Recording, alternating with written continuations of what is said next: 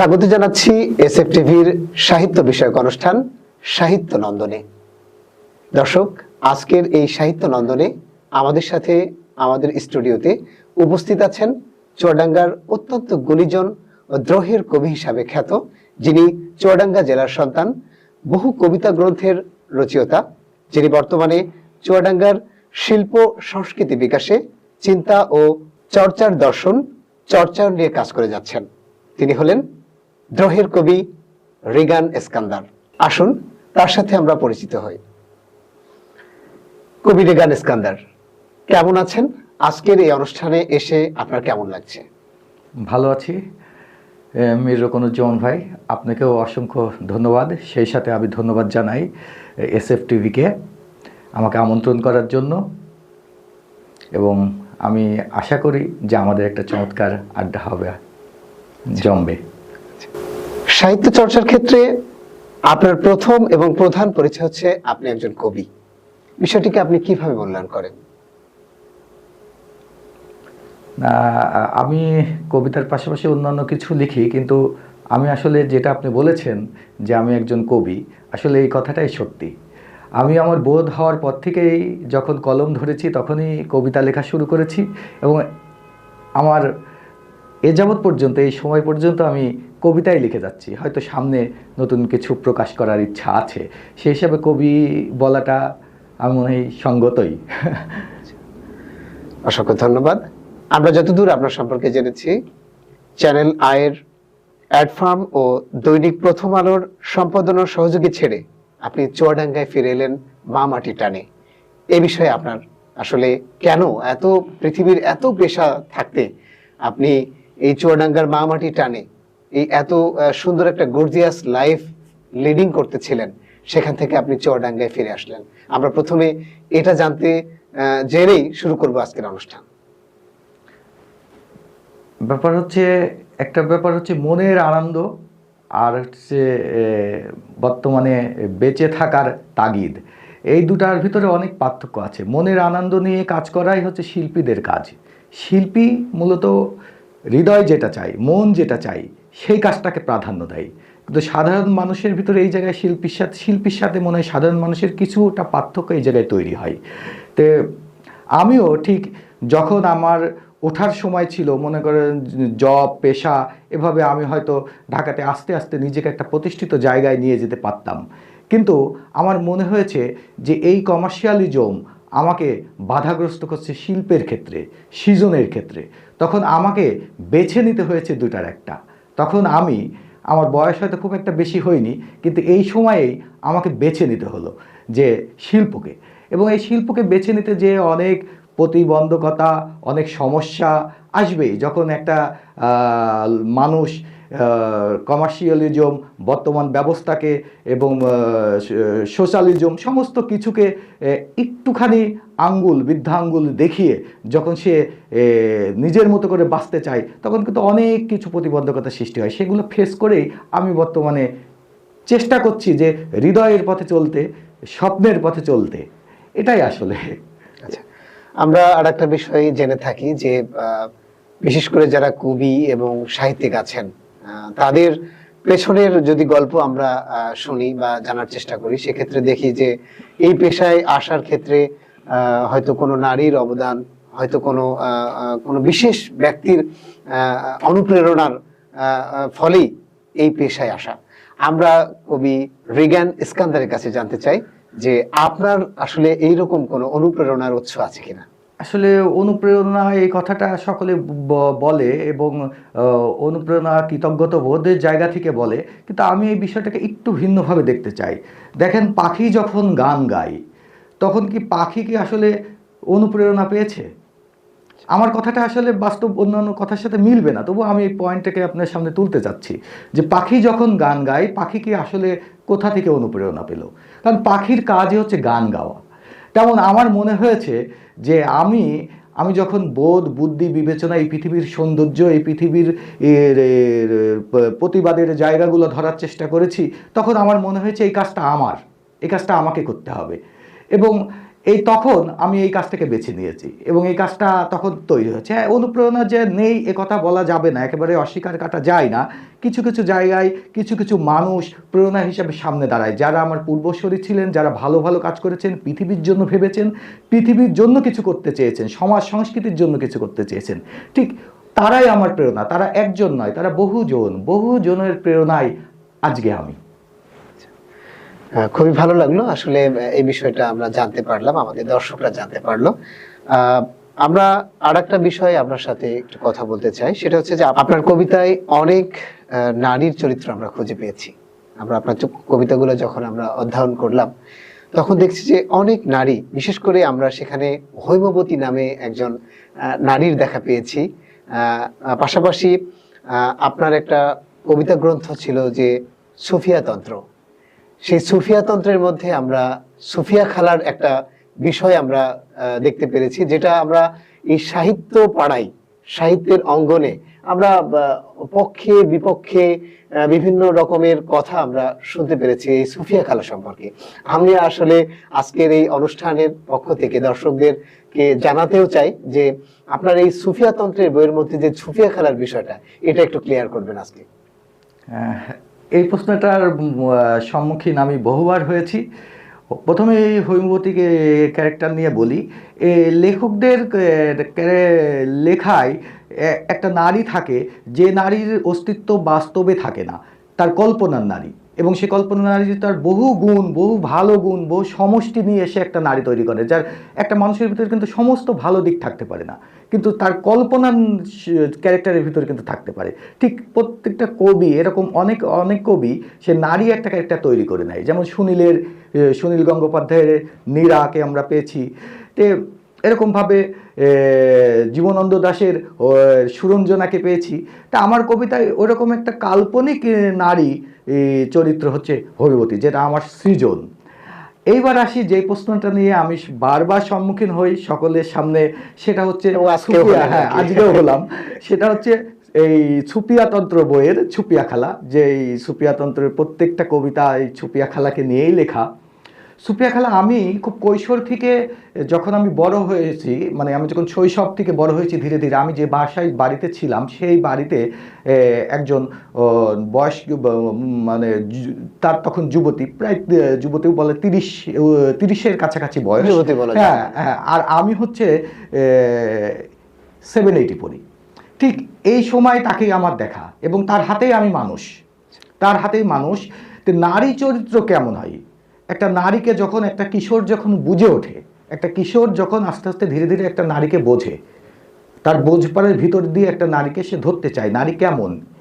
তে আমার চোখের সামনে তিনিই ছিলেন, এবং তাকে আমি দেখতে দেখতে বড় হয়েছি যে নারী জিনিসটা আমার যেহেতু ভিতরে কাব্য কবিতা ছিল ছোটবেলা থেকে, কিশোর থেকে, তা আমি ওই নারী জিনিসটাকে আবিষ্কার করতে চেয়েছি। তখন আমি যেন সুফিয়া খালাকে পেয়েছি সামনে, এবং তাকে দেখে দেখে আমি বড় হয়েছি, এবং তাকে তার সমস্ত কিছু বুঝে, তার সমস্ত কিছু দেখে, তার হাতে যেহেতু মানুষ, সেহেতু দেখে দেখে আমি বুঝতে পেরেছি যে নারী বোধ হয় এমন হয়। তে সুফিয়া খালা ক্যারেক্টারটা একটা রিয়েল ক্যারেক্টার, এবং আমি যখন এই বই লিখতে চাই যে একজন কিশোরের চোখে, একজন কিশোর ওর বয়সী ছেলের চোখে একজন নারী কেমন হয়, তখন আমার চোখের সামনে এই ক্যারেক্টারটাই ছিল। এই জন্য আমি তাকেই এই বইয়ের উপজীব্য করে তুলি, এবং তিনি একজন ভদ্র মহিলা, এখনও বেঁচে আছেন। তিনি একজন ভদ্র মহিলা, বেশ ধার্মিক, হ্যাঁ, এবং মানে আমি তাকে অনেক শ্রদ্ধা এবং সম্মান করি। তিনি আমার এই বইটি লেখার আর অনুপ্রেরণা হয়ে দাঁড়িয়ে। এই আমাদের সুফিয়া তন্ত্রের সুফিয়া খালা, তিনি এই বিষয়ে অবগত আছেন কিনা? হ্যাঁ, আমি বইটা লেখার পরে তাকে দেখিয়েছিলাম, দেখিয়েছি, তিনি অবগত আছেন। বইটা লেখার জন্য তিনি আমার প্রশংসাও করেছেন, কিন্তু বইটা পড়ার পরে তিনি খুব একটা পছন্দ করেননি। কারণ কেন, এখন লেখক লেখা হচ্ছে বাস্তব এবং কল্পনার একটা মিশ্রণ ঘটিয়ে, যেহেতু তিনি আমার খালা সম্পর্কিত, হ্যাঁ, সেহেতু তিনি এটা পরে কবিতায় যেমন, উপন্যাসে যেমন বাস্তবের সাথে কল্পনার একটা মিশ্রণ থাকে। এই কল্পনার অংশটুকু তার জন্য একটু বার্ডেন হয়ে যায়, তাকে গ্রহণ করা একটু কঠিন হয়ে যায় তার জন্য। হ্যাঁ, তো তার ভাবে আমি যেটুকু বুঝেছি যে তার জন্য একটু টাফ হয়ে যাচ্ছে, একটু বার্ডেন হয়ে গেছে। দারুণ একটা ইন্টারেস্টিং বিষয় বললেন, বিশেষ করে আমাদের এসএফ টিভির দর্শকরা আজকের এই সাহিত্য নন্দন অনুষ্ঠানের পক্ষ থেকে আমাদের এই সুফিয়া তন্ত্রের যে সুফিয়া কালার যে আবিষ্কার করেছিলেন এটা অন্তত ক্লিয়ার হলো। অসংখ্য ধন্যবাদ জানাচ্ছি। আমরা এবার একটু ভিন্ন প্রসঙ্গে যেতে চাই, সেটা হচ্ছে যে আমরা যে কবিতাগুলা পড়ি বা বিভিন্ন কবির কবিতাগুলা পড়ি, এক একজন কবিতাকে আমরা বিভিন্ন লাইনে তার ছন্দে আমরা কবিতাগুলো লিখতে দেখি। বিশেষ করে কেউ প্রেমের ছন্দে যায়, কেউ বিদ্রোহীর দিকে যায়, কেউ বিভিন্ন সনেটের দিকে গিয়েছে অনেকে। তো আমরা আপনার কবিতাগুলো পর্যালোচনা করে দেখেছি যে আপনি বিদ্রোহী কবিতা লিখতে বেশি পছন্দ করেন বা বিপ্লবী কবিতা লিখতে বেশি পছন্দ করেন। তো আপনার এই বিপ্লবী কবিতার মনোভাব বা বিপ্লবী ভাবে যে লেখা, এই ব্যাপারে আমরা একটু জানতে চাচ্ছি। দেখেন, শিল্প হচ্ছে দুই প্রকার। একটা হচ্ছে শিল্পের জন্য শিল্প, আর সমাজ আর মানুষের জন্য শিল্প। কিছু মানুষ আছে, কিছু সাহিত্যিক আছে যারা শিল্পকে খুব প্রাধান্য দেয়, শিল্পের জন্য শিল্প। কিন্তু আসলে শুধু শিল্পের জন্য শিল্প এই জিনিসটাকে আমি প্রথমেই নাকচ করে দিই। আমি মনে করি শিল্প হচ্ছে মানুষের জন্য, সমাজের জন্য। শিল্পে যদি সমাজ বাস্তবতা এবং মানুষের কাজে না লাগে, তাহলে সেই শিল্প আমাদের কোনোই কাজে আসবে না। যখন আমি এই সমাজ বাস্তবতা দেখি, এই সমাজ, পারিপার্শ্বিক অবস্থা, রাজনীতি, এই সমাজগুলো যখন আমার চোখের সামনে দৃশ্যমান হয়, তখন আমার মনে হয় যে এর বিষয়ে আমার কিছু বলার আছে। এবং যখন সমাজে কোনো মানে অপসংস্কৃতি দেখা যায়, তখন আমার মনে হয় যে আমার কলম হয়তোবা গর্জিয়ে ওঠা উচিত, হয়তোবা প্রতিবাদী হয়ে ওঠা উচিত। মানে হৃদয়টা, মনটা তখন একটা বিপ্লবী ধারণা একটা তৈরি হয়ে যায়, যেহেতু আমি মানুষের জন্য লেখার চেষ্টা করি, সমাজের জন্য লেখার চেষ্টা করি। এই জন্য আমার কবিতায় বারবার সমাজ, রাষ্ট্রকে আঘাত করা হয়েছে। তো এই বিষয়গুলাই উঠে আসে। এই কারণে হয়তো সকলের চোখে বাঁধে যে আমি হয়তো বিপ্লবী, হ্যাঁ, আমি হয়তো দ্রোহের কবিতা লিখি। এই কারণে অনেকে বলে থাকেন। আমরা দেখেছি যে আপনার প্রথম যে কবিতার গ্রন্থটা প্রকাশিত হয় 2007 সালে। তারপর থেকে এই পর্যন্ত আপনি কতটা কবিতার গ্রন্থ আমাদের পাবলিকেশন করেছেন আর কি? 2007-এ আমার প্রথম নারী গদ্য বলে একটা বই আসে, আমি তখন ছাত্র। তারপরে 2014-তে এই যে পরপর আমার বই এসেছে হচ্ছে 7টা কাব্যগ্রন্থ আমি লিখেছি। লাস্ট হচ্ছে কবি উঠে চলে গেলে প্রেম উঠে চলে যায়, শেষ কবিতার বইয়ের নাম। এই যে আমার 4টা লাইন, একটা কবিতা 4 লাইনে ছিল, ওরে অভাগা পৃথিবী আমাকে ঠেকাও ভাই, কবি উঠে চলে গেলে প্রেম উঠে চলে যায়। ওই জায়গা থেকে এই বইটার নামকরণ করা হয়েছে। এই যে আপনি 7টা কবিতা গ্রন্থ রচনা করে ফেলেছেন ইতিমধ্যে, এর মধ্যে আপনার সব থেকে সৌন্দর্য পংক্তির মধ্যে আমাদের কিছু শোনাবেন কিনা? আসলে কবিতা সবসময় যে কবিতাই লিখি না কেন, সবই মোটামুটি তার কাছে, যে কবিতা লেখে তার কাছে সন্তানের মতো। তো সব কবিতাই তার কাছে ভালো লাগে। তবে কিছু কিছু কবিতা যেগুলো মানুষ পছন্দ করে, মানুষের মুখে মুখে এসেছে, এরকম কিছু হয়তো লাইন থাকতে পারে। যেমন ওরে রাষ্ট্র, সরি আমি এই মুহূর্তে মনে করতে পারছি না, একটু দেখে নি। হ্যাঁ,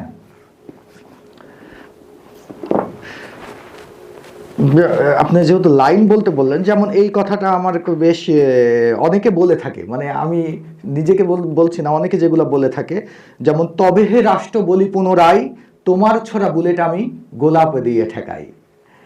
তো এই জাতীয় কথা যেগুলো আছে, এইরকম কিছু কিছু কথা হয়তো শোনা যায়, এই আর কি মানুষের। আমরা একটা বিষয় আপনাকে প্রশ্ন করতে চাই, সেটা হচ্ছে যে অনেকেই মনে করেন যে একটি দেশকে বদলাতে হলে, দেশের বিপ্লব সংগঠিত করতে হলে এখানে তো যুদ্ধের দরকার, জনবল দরকার, রাজপথে বজ্রকণ্ঠে আওয়াজ তোলার দরকার।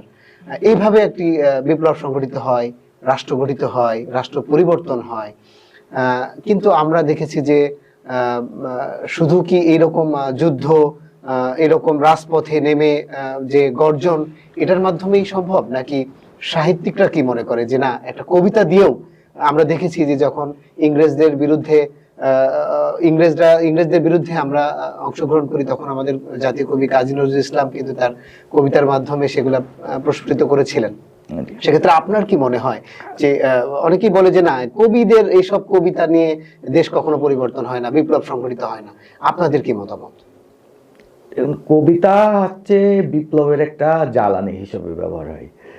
শুধু কাজী নজরুলের সময় ইংরেজ আমলে তা নয়, আপনি হেলাল হাফিজ এরশাদ পতনের সময় হেলাল হাফিজের ওই লাইনটা যে এখনো যৌবন যার যুদ্ধে যাবার তার শ্রেষ্ঠ সময়, এখনো যৌবন যার মিছিলে যাবার তার শ্রেষ্ঠ সময়, ঢাকা ভার্সিটির দেয়ালে দেয়ালে চিকা আকারে লেখা থাকতো।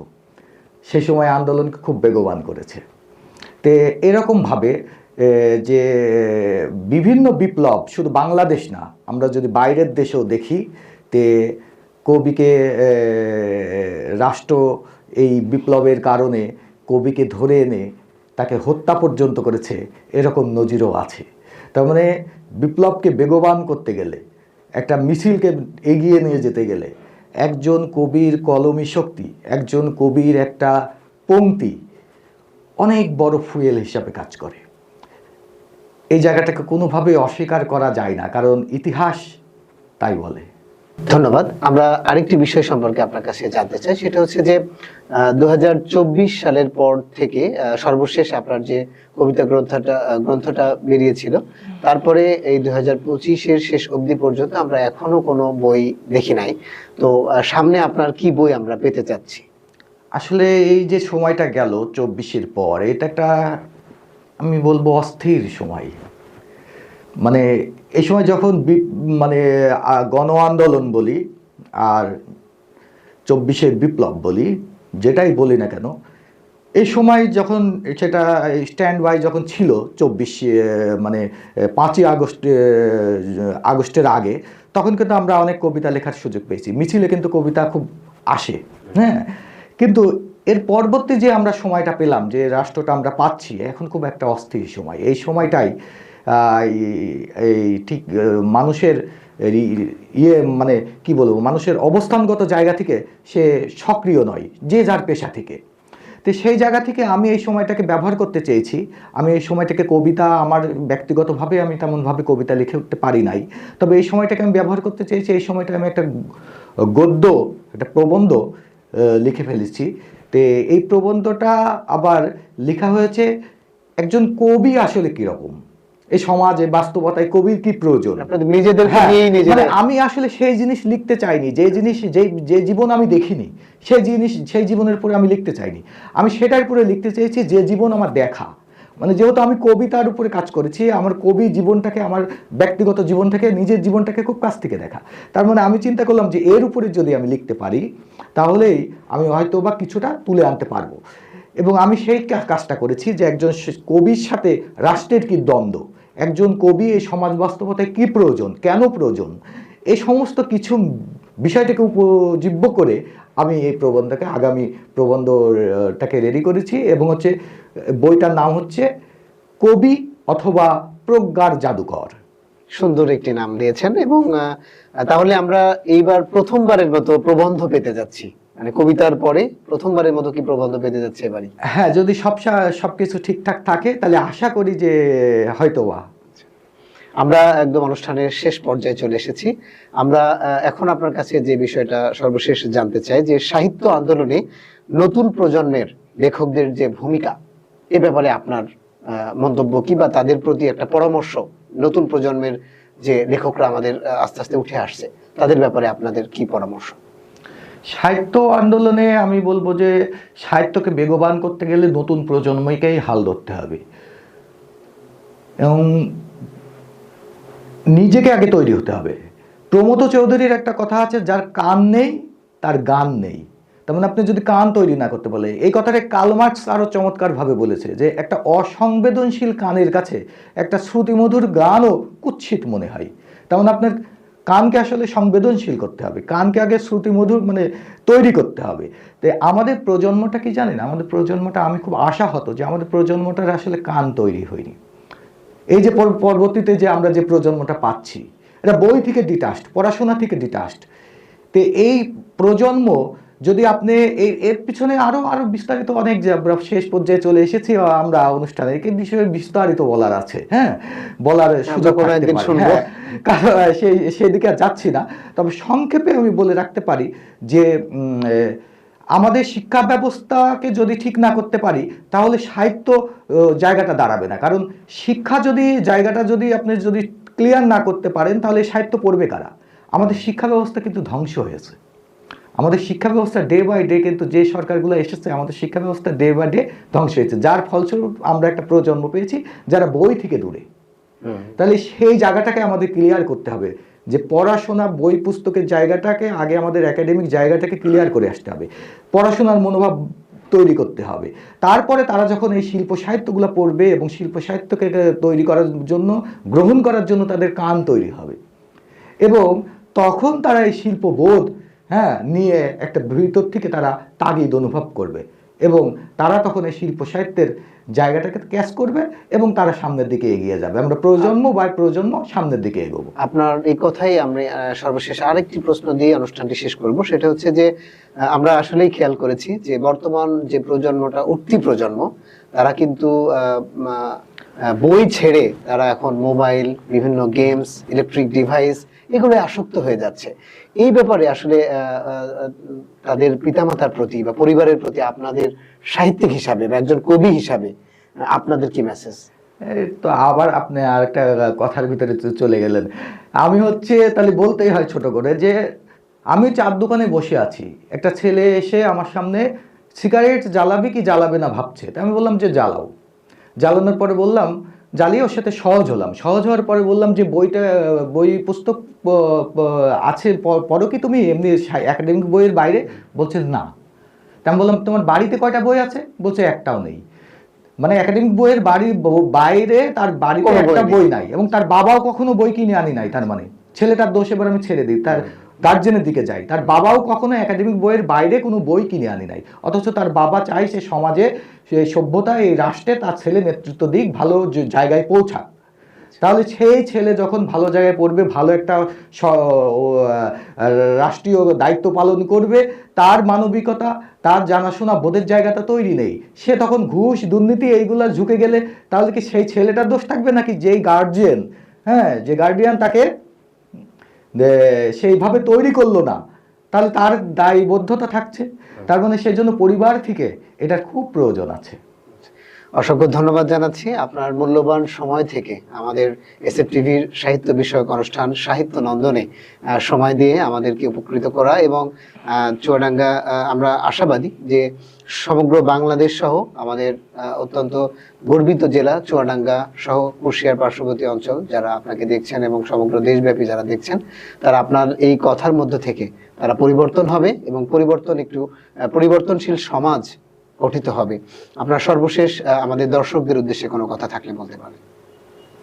দর্শকদের আমি অভিনন্দন এবং ভালোবাসা জানাই যে আমাকে শোনার জন্য, এবং যে আমরা মনে করি যে আমরা স্থিতিশীল একটা বাংলাদেশের দিকে আগামীতে আমাদের যাত্রা হবে। আমরা আশাহত নই, এবং শিল্প সাহিত্য সমৃদ্ধ একটা পৃথিবীর নাগরিক হব আমরা, এটাই আমাদের ইচ্ছা। সেই সাথে মীর রুকনুজ্জামান আপনাকে ধন্যবাদ জানাই, এবং ধন্যবাদ জানাই এসএফ টিভিকে, এবং এই ভালো আপনাকেও আমরা ধন্যবাদ জানাচ্ছি আমরা এসএফ টিভির পরিবারের পক্ষ থেকে। সেই সাথে আজকের এই অনুষ্ঠান আমরা এখানেই সমাপ্তি ঘোষণা করছি। আজকের অনুষ্ঠান সাহিত্য নন্দনে উপস্থিত ছিলেন আমাদের চুয়াডাঙ্গা জেলার গর্ব বিপ্লবী কবি রিগান এসকান্দার। আমরা অনেক কথা শুনলাম তার কাছ থেকে। পরবর্তীতেও আমরা এই অনুষ্ঠানে আরো অনেক গুণীজন ব্যক্তিদেরকে নিয়ে এসে আমরা তাদের মনের কথা শুনবো এবং শোনাবো। সে পর্যন্ত আপনারা ভালো থাকবেন, সুস্থ থাকবেন, এসএফ টিভির সাথে থাকবেন।